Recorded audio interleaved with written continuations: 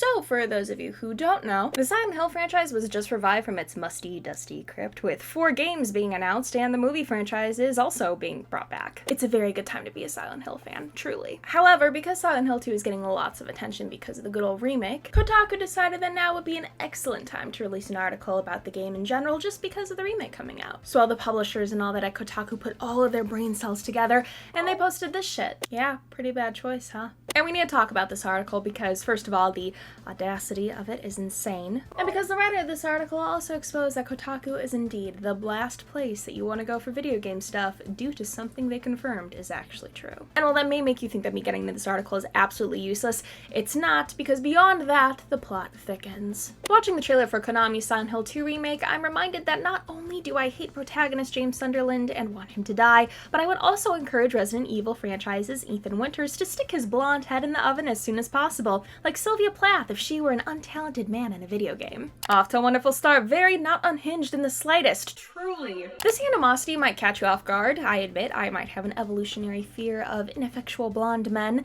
like how some people are afraid of snakes or intimacy. I'm certainly disturbed by Christopher Columbus, who Scientific American described in 1893 as being with a blonde beard and hair, clear complexion, and blue eyes. Like Columbus, who was famously too stupid for spatial awareness, I believe Ethan and James are both capable of accidentally inflicting death and venereal disease upon an entire continent. This is gonna be one of those days. I truly have no other words than please, for the love of God, touch some fucking grass. And if that for some reason doesn't work, might I suggest electroshock therapy? Comparing 2 video game characters to a man in real life who, I quote, punish natives by cutting limbs, noses, and ears off, hunted natives for sport, and encourage his men to...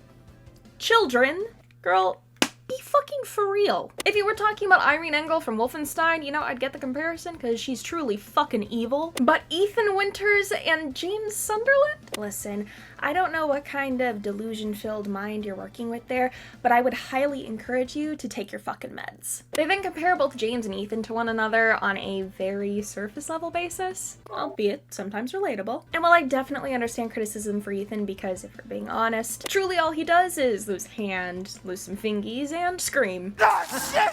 How are you gonna do my boy James like that? Like, honest question, have you played the game or anything like that? Because from the 2 hours of the HD collection I played, and the long plays I watched, I was able to firmly come to the conclusion that this is a bullshit statement. This town is full of monsters.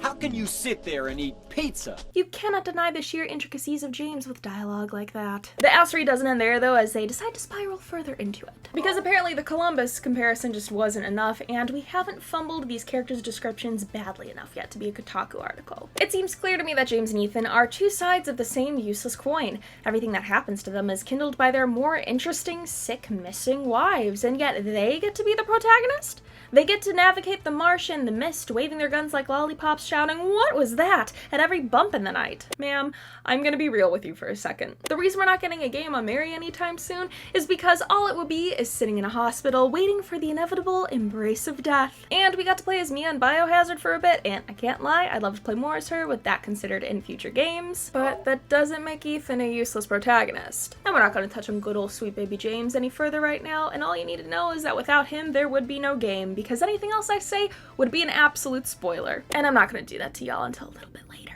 It's not fair. They're bumbling and they never earn an answer. I can understand being unequipped for the gross, mentally and physically traumatizing ordeals both James and Ethan go through. I wouldn't exactly know how to react to my wife coming at me with a chainsaw either, but I wish their games would give me anything to admire or empathize with in these men we spend hours playing as. You can't coast on luck and boyish perplexity all the time, as much as Silent Hill and Resident Evil insist otherwise. Though I suppose men like Leonardo DiCaprio have been doing it for decades, and we still reward them with more movies and 24-year-old girlfriends. So that first part's definitely a lie, because they all more than earn everything through blood, sweat, and tears, and some lost fingies and challenged relationships, to say the least. And that second part is just...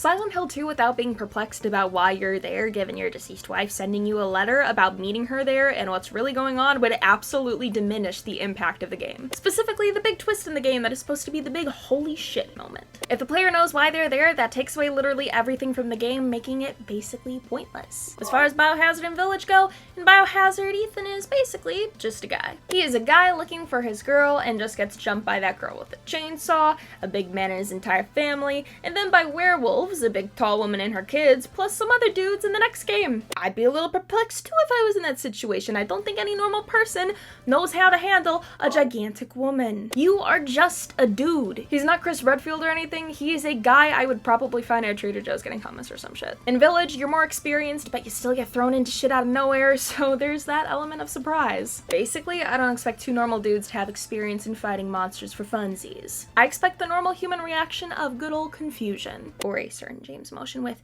a certain tall bitch and her daughters. In her 1993 book, New Maladies of the Soul and Exploring Who Still Has a Soul, psychoanalyst and critic Julia Kristeva writes that held back by his aloofness, modern man is a narcissist who may suffer but who feels no remorse. When he is not depressed, Kristeva continues, he is a body that acts often without even the joys of such performative drunkenness.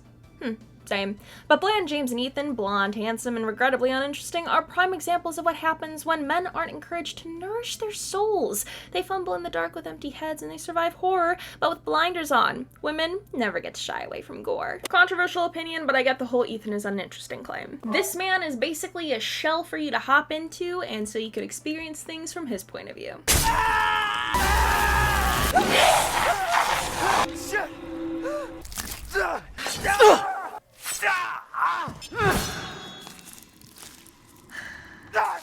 And with that in mind and how we never really see him head on, it makes it a very clear design choice. We're just supposed to put ourselves in Ethan's shoes and be the main character and take what we experience and what we as Ethan go through. A whole lot of words to basically say, you get what you get from the game. And not to spoil the ending of Village, but I want to skip to that part if you don't want to be spoiled. You good? Cool. To say that Mia cannot escape the gore of the world is absolutely hilarious to me because, well, Mia's alive and dandy with a child and Ethan got blown the fuck up to save his family, so, like, who really didn't escape the gore here? Seems like a little equal exchange if we're being honest. But to claim that this depressed fuck over here isn't interesting is actually hilarious to me because, yeah, of course how you described it, he doesn't sound interesting. But James portrayed through the game as well as how he views the town is super compelling and interesting, and is probably why the second game is indeed that bitch amongst all Silent Hill games. Because unlike the rest of the protagonists in all of Team Silent's Silent Hill games, you might play as James, but he is in no way a good fucking person. And I'm gonna have to spoil the ending of Silent Hill 2, so skip here if you don't want to be spoiled on the fan and perceived canon and all that. Okay, cool?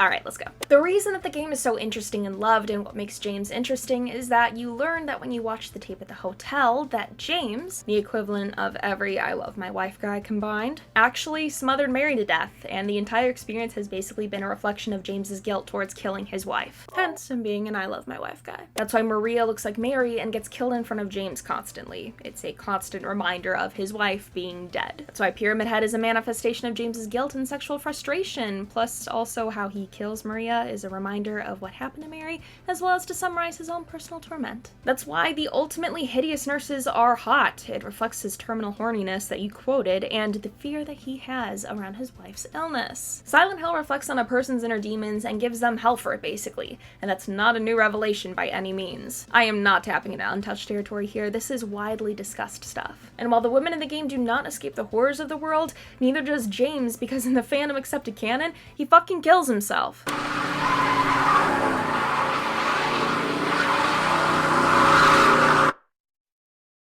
Now we can be together.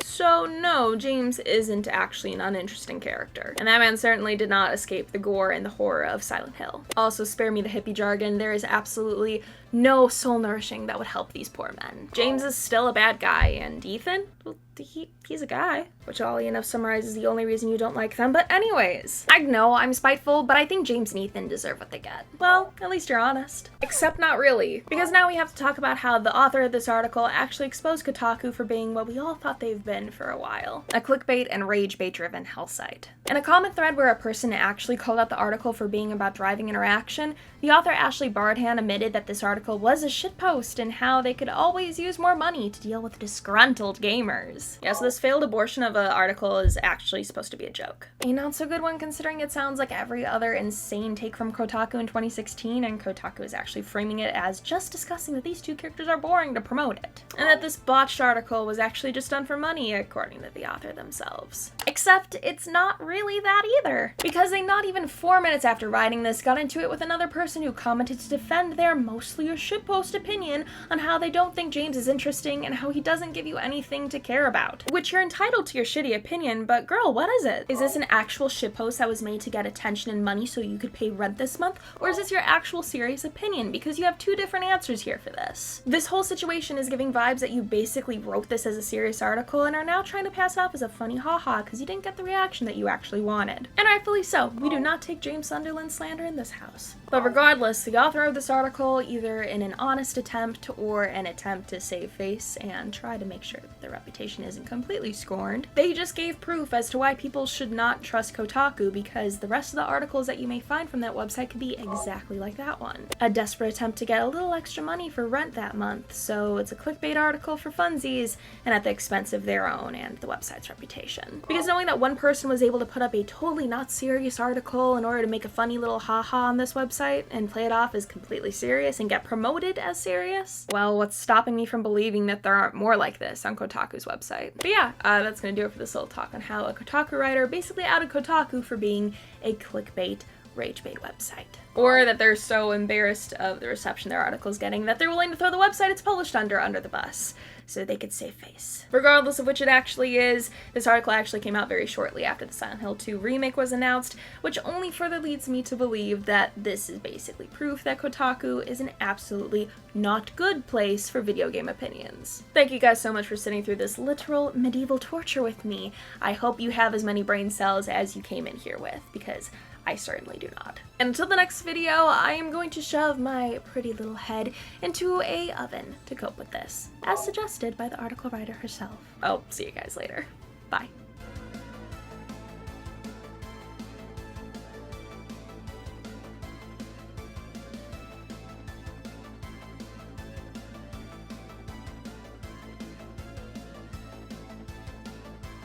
It smells in here. It smells like baked goods and pizza. Is this the torture she was talking about or not?